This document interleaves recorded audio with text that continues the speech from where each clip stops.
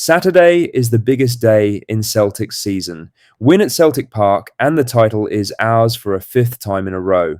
Hearts are coming to Glasgow and the whole country is watching. We've got everything you need to know ahead of the title decider. The Hearts manager losing the plot over referees again, the club's official statement on celebrations, and a major transfer update that every Celtic fan needs to hear. Let's get into it. But first, make sure you like this video and subscribe to the channel for more Celtic content. Celtic head into tomorrow knowing exactly what is needed. Win at Celtic Park against Hearts and a fifth consecutive Scottish Premiership title is confirmed. Just 3 points stand between this group of players and history.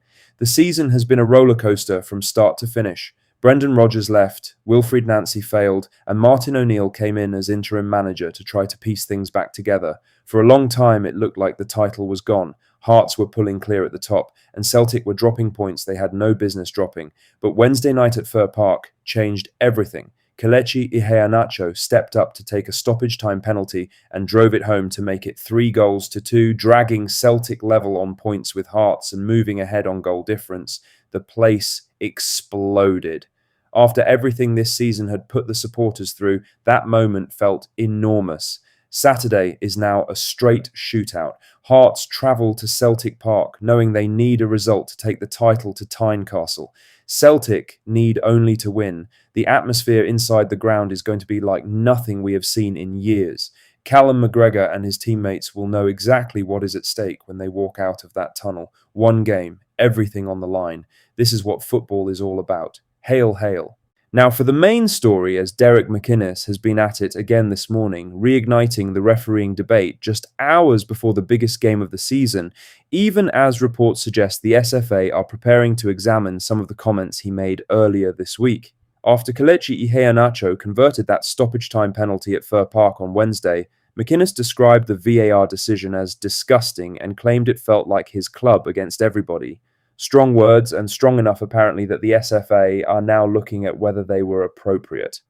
But rather than staying quiet ahead of Saturday, McInnes addressed the controversy again in his pre-match media conference this morning. To be fair to him, he softened his tone slightly and tried to pivot back to the football. He told Sky Sports News, "I think today is not really the day for talking about defending decisions, but it's the last couple of games that will feel a real grievance. I think questions do need to be asked, but I don't think today is the day for it. We can all be fortuitous. We've been fortuitous this season, but I do feel that questions do need to be asked. Today is not the day for it. It's just a total focus on the game. Whether it's Motherwell, Falkirk, ourselves, Celtic, particularly under Martin, there's been a lot of positivity for the Scottish game. I think for us now, it's just about trying to finish off what has been a brilliant season for us, and let's hope it's down to performance rather than anything else." There is a lot to unpack there. He is clearly still unhappy. The questions need to be asked line is not the language of a man who has moved on, but he at least ended by saying he wants it decided by performance on the pitch, which is the right attitude. Referee Don Robertson and VAR official Kevin Clancy now head into the biggest match of the Premiership season, with every single decision guaranteed to be scrutinised to the bone. Celtic just need to go out and win the game and make all of that noise irrelevant. In other news, Celtic have released an official statement ahead of Saturday's title decider, urging supporters to celebrate safely if the Hoops win the league, and dropping a very interesting hint about possible future organised celebrations. The club confirmed only supporters with valid tickets should travel to Celtic Park, and asked fans to arrive early given the expected congestion around the ground. The match is a complete sellout, which will have been no surprise to anyone given what is at stake. The bigger part of the statement focused on post-match celebrations. Large title gatherings in Glasgow city centre have become a regular feature in recent years, particularly around the Trongate area. Those gatherings bring real pressure on emergency services, transport and police, and Celtic have now been asked by the authorities to discourage unmanaged crowd gatherings. Martin O'Neill backed the club's message, saying that if Celtic are successful, everyone will be looking forward to celebrating, but it is important to do so safely and responsibly. The most interesting line in the entire statement, though, was a hint at what might come in future. Celtic revealed that Glasgow City Council has committed to working alongside football clubs on facilitating potential celebrations that would be, in their words, meaningful to fans and less impactful on communities. That line will have caught plenty of attention. After years of unofficial title parties with no formal fan zone or organised civic event, it sounds very much like the groundwork for something more structured is being laid. Fingers crossed that becomes a reality. But first things first, win on Saturday and worry about the party after. In other news, there has been a major update on one of the most talked about transfer targets of the summer, as the agent of Motherwell midfielder Elijah Just has now spoken publicly about a potential move to Celtic. Just has been one of the standout players in Scotland this season. The New Zealand international scored 7 Scottish Premiership goals and chipped in with 6 assists across 33 league appearances, earning a nomination for PFA Scotland Player of the Year.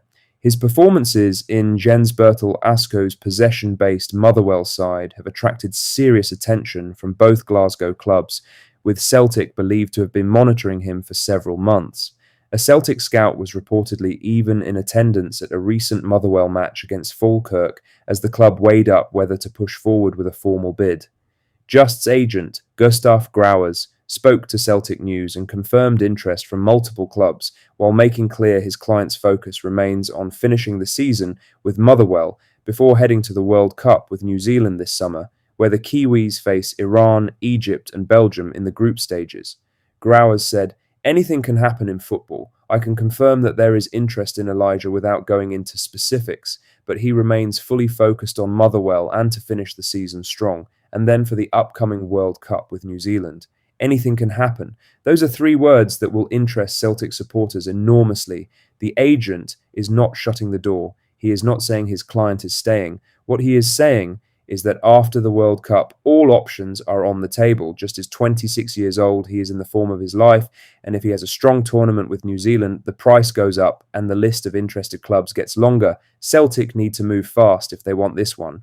Lastly, the controversy surrounding the handball penalty awarded to Celtic against Motherwell on Wednesday has been settled by the official laws of the game themselves, and the answer is more nuanced than much of the noise online has suggested. Many pundits and supporters on social media have claimed that Scotland operates under a different handball interpretation compared to the rest of football. The argument goes that the SFA applies stricter rules around arm position that would not result in a penalty in other leagues, but when the actual wording of the laws is examined properly, that claim does not really hold up. The official IFAB laws of the game, the body that governs the rules of football worldwide, now contain specific wording about handball offences which addresses exactly this situation. The current law states that a player is considered to have made their body unnaturally bigger when the position of their hand or arm is not a consequence of, or justifiable by, the player's body movement for that specific situation. It also states that by having the hand or arm in such a position, the player takes a risk of being penalised. That is the framework that was applied when John Beaton reviewed the Sam Nicholson incident at Fir Park and awarded Celtic their penalty. The question in modern handball law is no longer simply whether a player meant it. It asks whether the arm position was justifiable, whether it made the body unnaturally bigger, and whether the player took a risk by having the arm in that position. People can still disagree with how the decision was applied on Wednesday. That is a legitimate debate. That's all the latest Celtic news for today. Make sure to hit that like button, subscribe if you haven't already, and drop a comment below with your thoughts. I'll see you in the next one. Hail, hail.